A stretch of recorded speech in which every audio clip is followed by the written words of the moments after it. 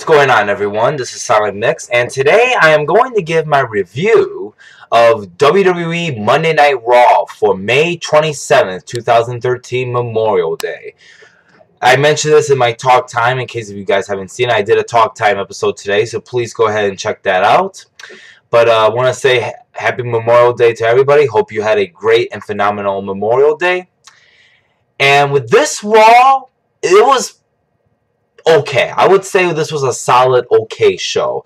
Not as good as last week's, but it was solid and okay, and I enjoyed it. I enjoyed watching this. Without further ado, let us begin.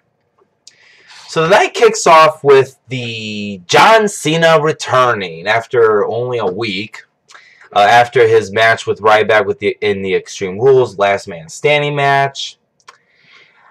This one was okay.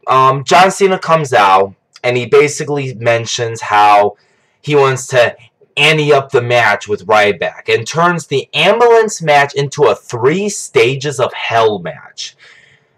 I think this is a good move, actually. It just makes the match much more interesting. And the 3 stages are a lumberjack tables match and an ambulance match if they go into a 3rd fall. The lumberjack match, I'm kind of confused about in a way, because it's like you're going to have all the guys surround the ring and then have them just leave right after. I think if it was like a street fight, I think it would have been a better choice than a tables, than an ambulance, but lumberjack, I think a street fight would have been a much better choosing. But I guess lumberjack, I guess you really can't complain about it, but oh well.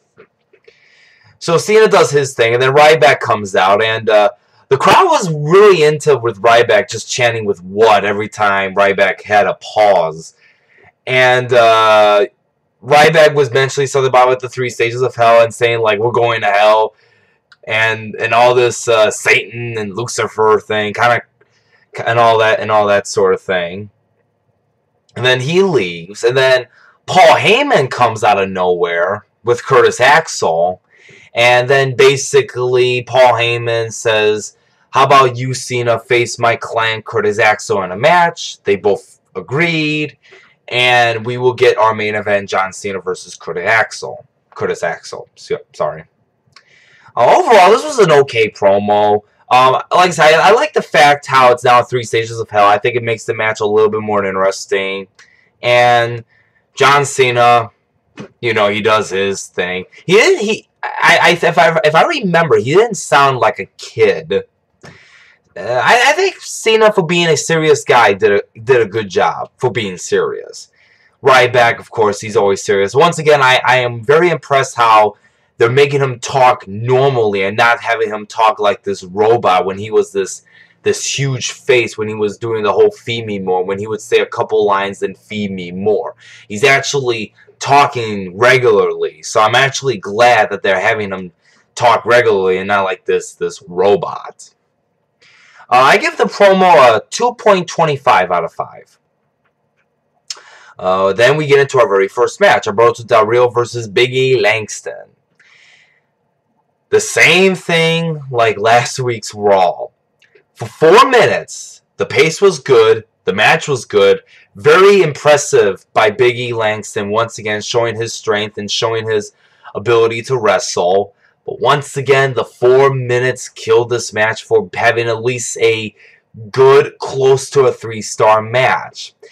I mean, I know they had a match at Main Event, which of course I don't watch Main Event, but I'm pretty sure their match on Main Event was 10 times better than their match last week, and 10 times better than this week.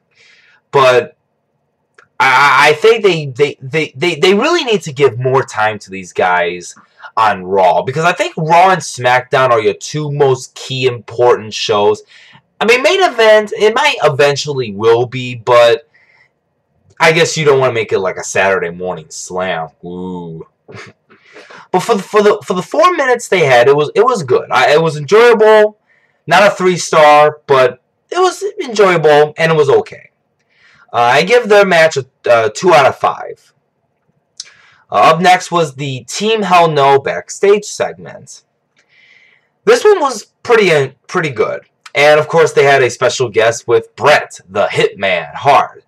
And Bret Hart was basically giving these encouraging spoke of actions with Daniel Bryan, and basically saying that you guys are a team and that you guys cannot dysfunction like this. And I kind of like the end how Daniel Bryan said to Kane, I just spoke to Bret Hart. He's a legend. You, Kane, is just Kane. So I found that I found that to be pretty funny, actually. I give this backstage promo a 2.5 out of 5. I thought it was really good. I thought Bret Hart was a very good mentor-like to Daniel Bryan, and I think it was enjoyable. I think it was a good backstage segment. Now, for these next two matches, I don't think we have never had nothing like this. Probably in a very, very long time. I can't even remember, to be honest with you. But it's been a long time, I'll say that much. Back-to-back 3-star matches. First off, Dean Ambrose versus Kofi Kingston for the United States Championship. Good match here. They had some very good wrestling, very good dodging from Dean Ambrose when he dodged some of the moves. Very good tactical wrestling. Couple counters here and there, and just an overall just tremendous match. The one problem I had with this match was it was only 8 minutes long. If this match would have been, at least give it 12 minutes, I think this match would have been a much higher rating than what I'm going to give it. But you know what? For the 8 minutes, it was enjoyable. I loved it.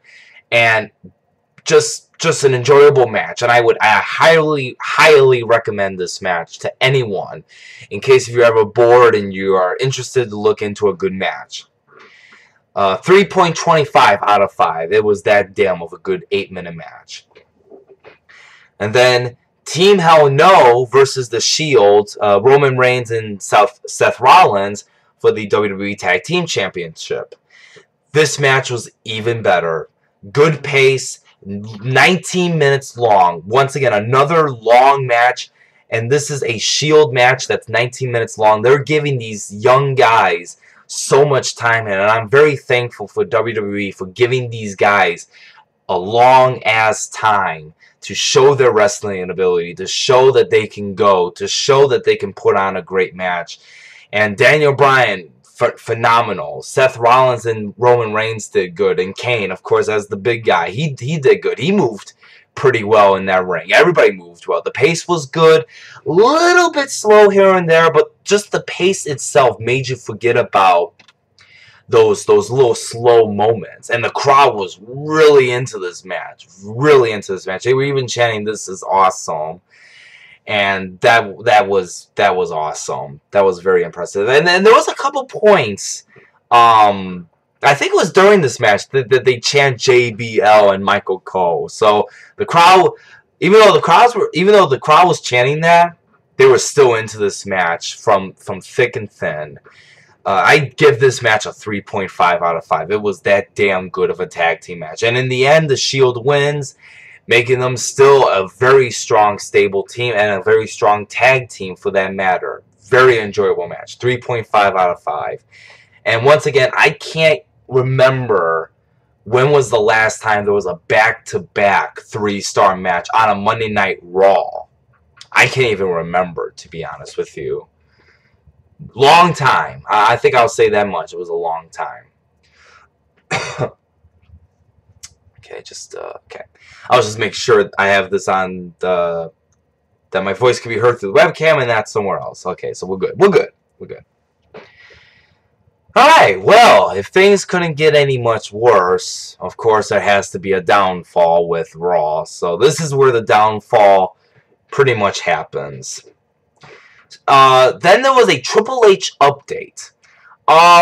There wasn't really much of a storyline. Basically, Michael Cole just basically mentioned how that the sledgehammer to Triple H's face caused this mental breakdown, or this symptom to start. And then they basically said that he was fine, that he was recuperating, and that he should be on his feet within like the next week or something like that. Can't really give it a rating because there wasn't really no story behind it. If there was a story behind it, I would give it a bit of a rating, but this was kind of like the Vicky Guerrero segment last week. I can't really give this a rating. Then after that was Wade Barrett versus Fandango, with the choice of the WWE Universe to choose who The Miz should be, a commentator, a ring announcer, or a referee. And with a landslide of 85%, The Miz won the referee poll. Terrible match. I can't even say nothing good about this match. Well, Fandango did give a sick good chop. But other than that, nothing special about this match. It was only 2 minutes long. And it was kind of stupid in the end how The Miz attacked Fandango and then Summer Rae was on him. And The Miz counts the 1, 2, 3. And it's like, okay, whatever. This match gets it gets about a star. I know I'm being that generous. I know some people probably would give it like 0.75 out of 5. But I'm being generous here. I'm going to give it a star. But I think in all honesty, it should deserve a 0.75 out of 5 because it was nothing that special.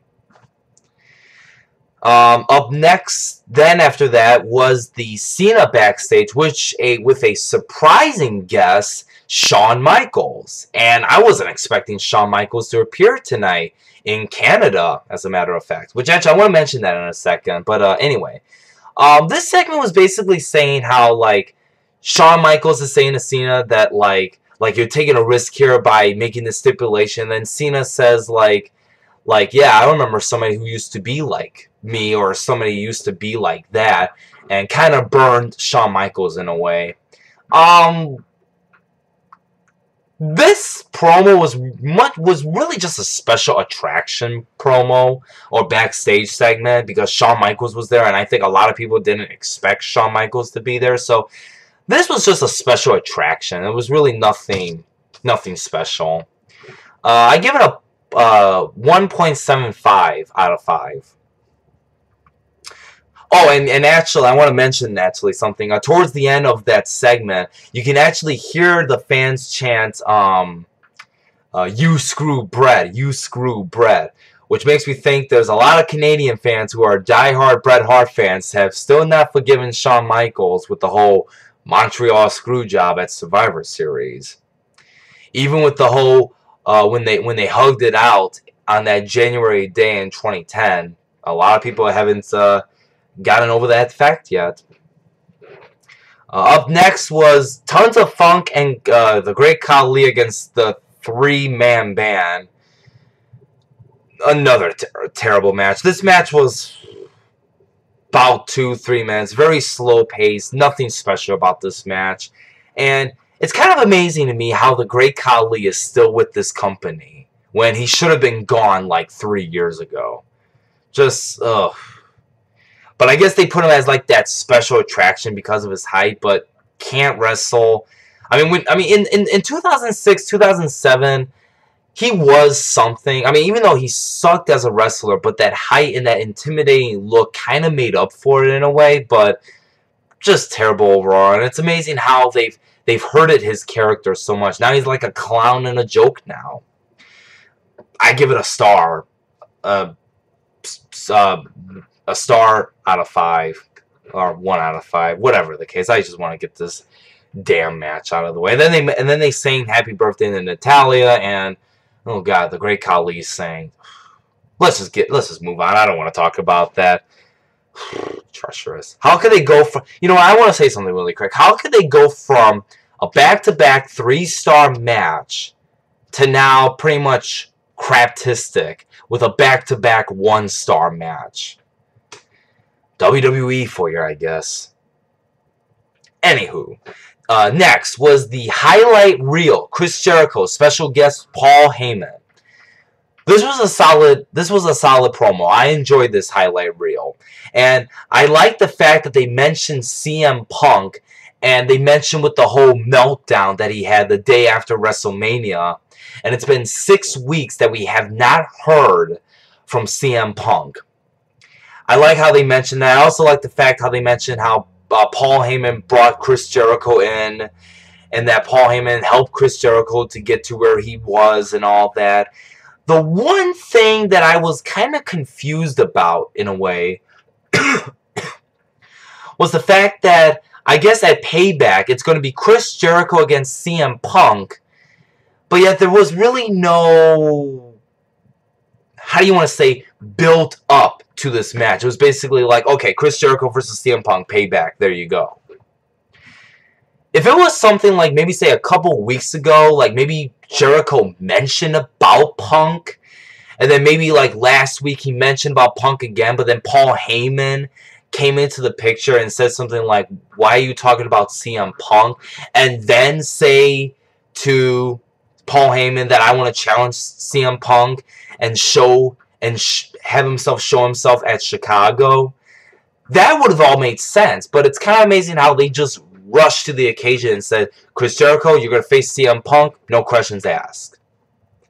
I didn't like that one bit, to be honest. And another thing I liked about this promo was the fact that how Chris Jericho now looks at himself as the best in the world because CM Punk is not there, and that he's the best in the world at what he does. So he's kind of getting back into that phrase again now, which we haven't heard in quite some time, actually. Actually, about a year or two, actually. So yeah, I enjoyed the promo. I just didn't like the fact how Jericho was just immediately thrown into this match without really no background story to just build it up to this point. I mean, I guess I can understand seeing he's a part-time worker. I mean, I guess I can kind of understand, but at the same time, it doesn't make sense. I mean, you should have a background story to build up to this point, just like what I mentioned. Just a brief moment ago, how a couple weeks ago he mentioned about Punk, building it up to this day. Would have made sense. But I do give the promo a 3 out of 5. It was a solid 3 in my eyes.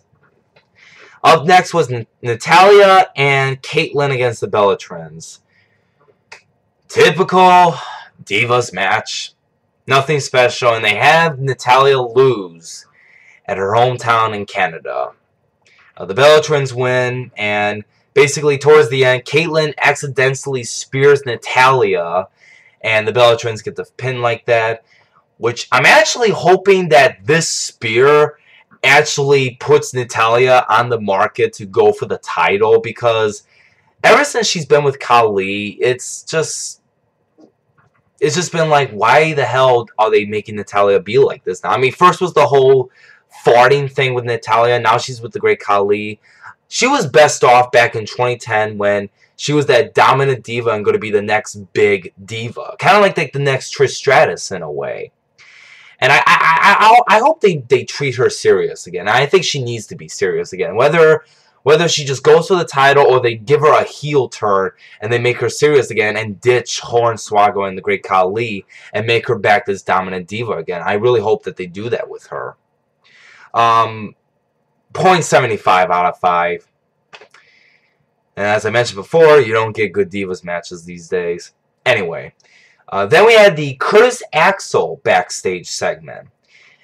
This one I think I found more enjoyable than Shawn Michaels and Cena.